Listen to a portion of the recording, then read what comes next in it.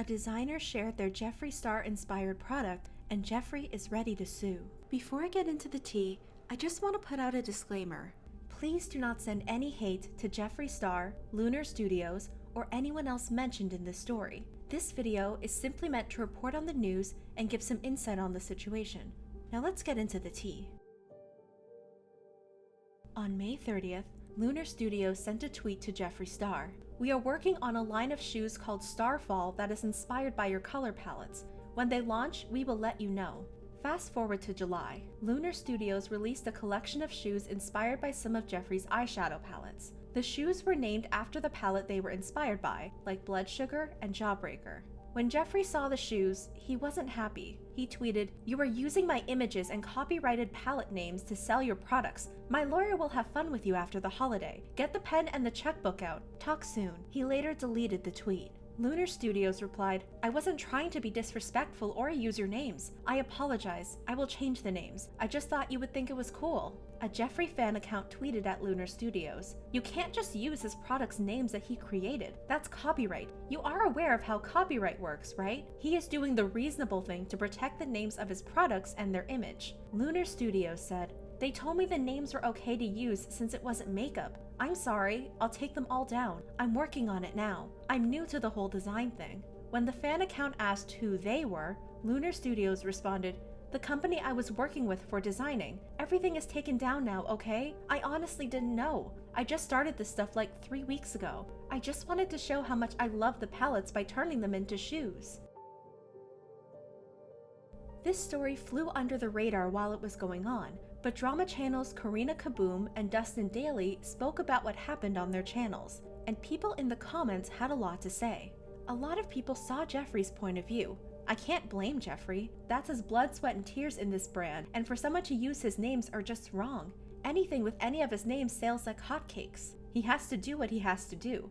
As someone who studied film marketing and production, and actually understands copyright and how intellectual properties work, of course Jeffree would be protective of his brand, his intellectual property. If you're new to the business world, this is why you do research on copyright law and intellectual properties in order to be better informed before you dive in on it. A few people thought he wouldn't have a case. I don't think Jeffree would have a case in court. He doesn't own the words Blood Sugar or Jawbreaker. Plus, this is a totally different product category to makeup. I love Jeffree, but he didn't invent the phrases blood sugar, blue blood, jawbreaker, etc. He needs to calm down and get off his high horse. If the shoes was named Jeffree Star Blood Sugar, etc., yes, then he could sue. One person said Jeffree should work with a designer. Jeffree should pivot and do a collaboration to make and release those sneaks. The design is sickening, and they'd sell out at $200 a pop almost instantly. And several people made jokes. Jeffree, "This is absolutely not funny. My lawyer will be in contact." His lawyer, "You need to calm down. I'm tired." The devil works hard, but Jeffree Star's lawyer works harder. Jeffree, "My lawyer will..." Jeffree's lawyer, Yo, hold up. Jeffree is like a poor kid who is getting bullied, always crying to his lawyer bruh, asking him to screw the bully up. That seems to be the end of the situation for now. So, what's the big issue? The complex relationship between copyright law, intellectual property, and fan-inspired works. Copyright law and fan works have had a complicated relationship, going back to when fanfiction first became prevalent. Fanfiction is when fans of an original work write their own fictional stories with the same characters and/or settings as the original work. According to United States copyright law, the legality around fanfiction depends on 3 legal doctrines. 1. Copyrightability of the underlying source work. 2. The derivative work right. And 3. Fair use. In the United States, copyright owners have the exclusive right to make derivative works based off their own copyrighted work, like Lucasfilm making Star Wars books, toys, or t-shirts based off characters and situations from the Star Wars movies.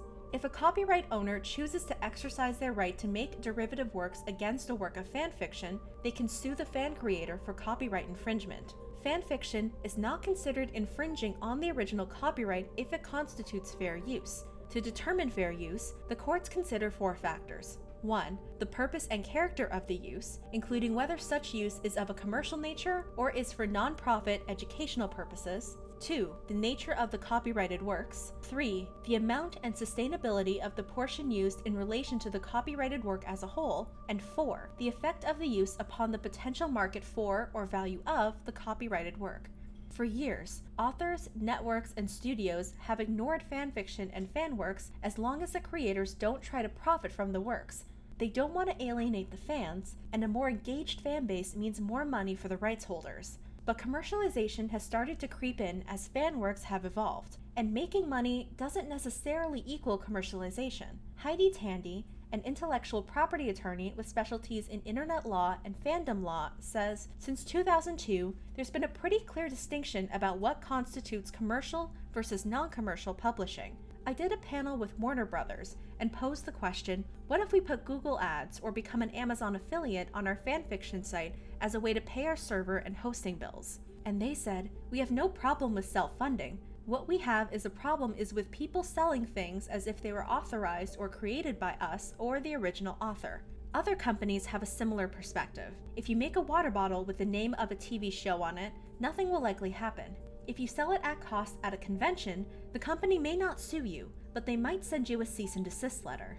For example, in 2015, Taylor Swift's legal team famously sent Etsy sellers cease and desist letters, threatening the sellers with legal action if they didn't take down fan-made merchandise with Taylor's song lyrics and images.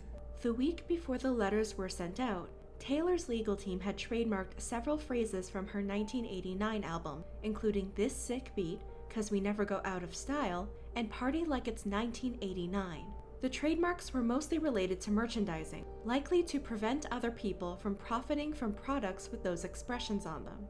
As Heidi Tandy says, the key is that it has to be an image that's inspired by, but not taken from the show or the book, or their promotional materials, and it has to be a way to pay your hosting fees and domain fees, not a way to make money. Well, what if creators want to make some money from their fanworks? One of the hallmarks of fanworks being legal is their non-commercial nature, but there are a few instances where fanworks were able to turn a profit. The most prominent example of this is major publishing houses printing novels adapted from fanfiction, including 50 Shades of Grey, Gabriel's Inferno, The Submissive, and Loving the Band. In the book Fic, Why Fanfiction is Taking Over the World, author Anne Jamieson says, publishing companies came to realize, very publicly and on a large scale, that fanfiction was not a synonym for derivative. It turns out that the publishing world and fanfiction communities had long been operating on assumptions about copyright law as it pertains to fanworks that were even more restrictive than copyright law itself. Heidi Tandy also spoke about how some of the profit may be legal. One of the fundamentals of US copyright law is that an author-creator can only protect the expression of an idea. Usually, that means the word-for-word text in a song, movie, or book. Since the 1950s, it's also been possible to copyright a character, but the protection of characters is very limited. As Neil Gaiman said in 1998, it's not the ideas, it's what you do with them that matters. Ultimately, there are no clear-cut answers on profiting off fanworks. In most situations, decisions are made on a case-by-case basis. And no fanwork case has ever made it to court, mostly because few fan creators have the resources to fight a legal battle with a large corporation. So, until there's more clarity on when transformative works cross the line into copyright infringement, the situation will continue to be murky. There are a lot of legal issues around this case, and no easy answers. With the Jeffree Star situation, the biggest issue Jeffree seemed to have was Lunar Studios profiting off his name and images inspired by his makeup. While Jeffree has trademarked the Blood Sugar name, the trademark only applies to makeup and cosmetics, not sneakers. And if we go back to one of the fundamentals of United States copyright law, creators can only protect the expression of an idea, not the idea itself. Jeffree probably could prevent a company from making a different blood sugar palette, but it gets complicated if he wanted to prevent someone from taking the blood sugar concept and putting it on a shoe. However, it's easy to see how Jeffree would want to protect his work and would feel threatened by another company taking his concept and turning it into something else. Could he have been nicer when he called out Lunar Studios? Probably. Could he have handled the situation better and come to an agreement that worked out for both parties? Maybe. But his threats scared Lunar Studios into taking down the shoes, ending the dispute before lawyers could get involved and any shoes could be sold. And ultimately, that seemed to be all he wanted, regardless of any legal implications. What do you think about this story? Would you have bought the Lunar Studios shoes? Let me know in the comments below.